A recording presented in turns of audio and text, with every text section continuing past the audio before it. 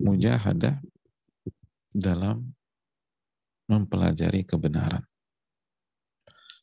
dalam mencari hidayah, mengejar hidayah. Nah, itu. Dalam menuntut ilmu, itu step pertama. Jadi step pertama dalam kita bersungguh-sungguh menyelisih hawa nafsu dan membawa ke kondisi yang tidak nyaman di luar zona aman kita, karena hal berat kata para ulama tadi itu dalam belajar, dalam menuntut ilmu. Dan kenapa demikian? Karena itu tadi semua berawal dari ilmu. Semua berawal dari ilmu. Perjalanan Nabi kita Sallallahu Alaihi Wasallam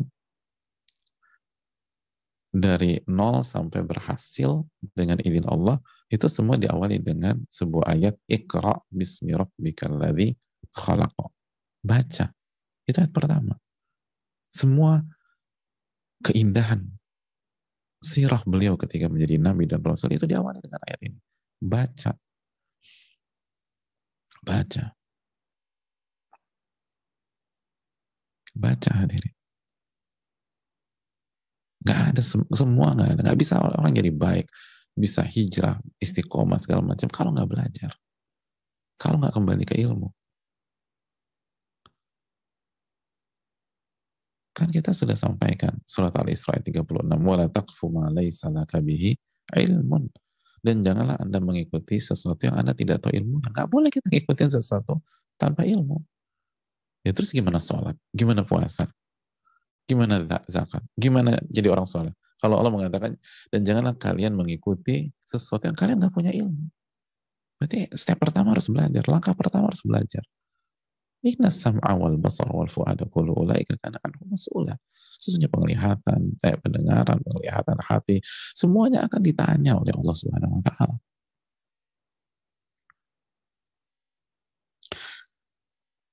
Itu hal yang penting, harus belajar. Dan dari sini kita juga ada pelajaran bahwa menuntut ilmu, mengejar hidayah, belajar, ikut kajian rutin seperti misalnya Riyadhus Shalihin atau ustadz-ustadz yang lain atau para masyayikh, itu hal yang gak mudah. Kata hal yang gak mudah. Hal yang berat, makanya butuh mujahadah. Butuh mujahadah, butuh perjuangan, butuh kesungguhan. Butuh melawan hawa nafsu. Ini pelajaran. Belajar. Menuntut ilmu. Mengejar hidayah. Ikut kajian rutin. Mengkaji buku-buku para ulama. Itu hal yang gak mudah. Makanya gak heran kalau banyak yang berguguran. Mungkin sekali dua kali oke. Tapi istiqomah gitu. Dari bab 1, bab 2, bab 3, bab 4. Gak mudah. Ada aja hal yang bisa menjegal. Ada obstacle di perjalanan. Hal-hal yang bisa mengganggu, bahkan membuyarkan semuanya. Nah, itu ujian kehidupan, hadirin. Gak mudah. Jadi, jangan berpikir mudah.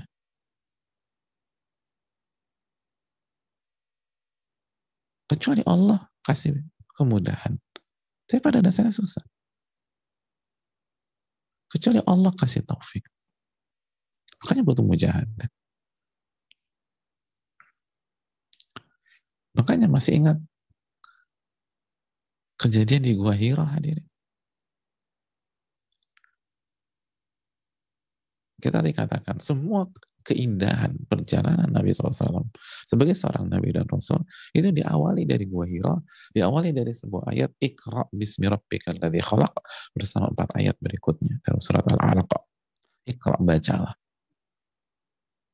Bacalah. Dan baca adalah salah satu kunci ilmu. Nah, apa yang terjadi pada saat itu? Semua kita udah, artinya secara umum kita dengar lah. Pada saat itu Nabi SAW dipeluk oleh malaikat Jibril dengan keras.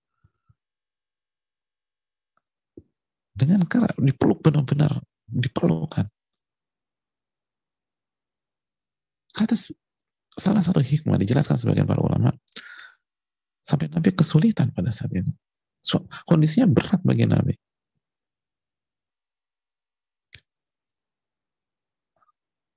Kenapa malaikat jin melakukan itu? Kenapa nggak diusap-usap gitu Nabi SAW? Diusap-usap. Kan digenggam dengan erat atau dipeluk dengan erat. Kan sebagian para ulama. Itu adalah simbol bahwa ilmu itu tidak mudah untuk didapat. Itu simbol. Makanya bukan diusap-usap. Dikasih secangkir teh, kita minum dulu. Majelis gohu, atau kita duduk-duduk kita minum-minum. Enggak. Dipeluk dengan, dan Nabi kesulitan pada saat itu. Ini menunjukkan bahwa jalannya ilmu itu butuh kesungguhan, butuh perjuangan, butuh kerja keras. Makanya la yunarul ilmu birahatil jasad. Ilmu itu nggak akan bisa didapatkan dengan fisik yang suka santai, beristirahat, rebahan dan seterusnya. Nggak bisa. Harus dengan kesungguhan. Oh, tapi kan saya bukan santri, Ustadz. Iya, bukan santri. Tapi kan nggak menutup kemungkinan untuk jadi penuntut ilmu sejati sesuai dengan kapasitas kita. Para sahabat Nabi SAW juga punya kesibukan di zaman itu, bukan santri pondok. Ada yang punya kebun kurma, ada yang dagang dan seterusnya. Tapi mereka penuntut ilmu sejati. Makanya diberkahi. Diberkahi. Itu hadirin. Ilmu itu nggak mudah. Ilmu itu susah. Kecuali dirahmati oleh Allah dan dipermudah oleh Allah. Makanya butuh mujahadah, kata para ulama. Butuh kesungguhan. Butuh kesungguhan. Dan nanti Allah permudah. Allah kasih taufik. Nanti Allah kasih kemudahan. Walaqad yassarnal Qur'ana lidzikri fahal min muddakir. Di 4 ayat dalam surat Al-Qamar. Dan sesungguhnya kami telah mudahkan Al-Quran untuk diingat siapa yang mengambil pelajaran. Tapi butuh kesungguhan dan butuh kejujuran. Nanti Allah permudah. Nanti Allah permudah. Itu hal yang perlu kita renungkan. Jadi salah satu kesimpulannya adalah bahwa kita harus mujahadah dalam mengejar kebenaran, mencari kebenaran, mengejar hidayah itu nggak mudah. Maka wajar misalnya dapat untuk bisa mengejar hidayah, lalu mendapatkan hidayah, ada orang tua harus merantau, ada yang diusir, ada yang nggak boleh ngaji, ada yang nggak boleh ikut kajian, oleh misalnya oleh keluarganya, mungkin oleh suaminya, atau oleh orang tua, dengan berbagai macam alasan. Disitulah butuh mujahadah. Baru langkah, belum apa-apa udah dilarang, belum untuk ikut kajian harus sungguh-sungguh, harus nyatat, harus serius, harus keluarkan semuanya. Begitu hadir.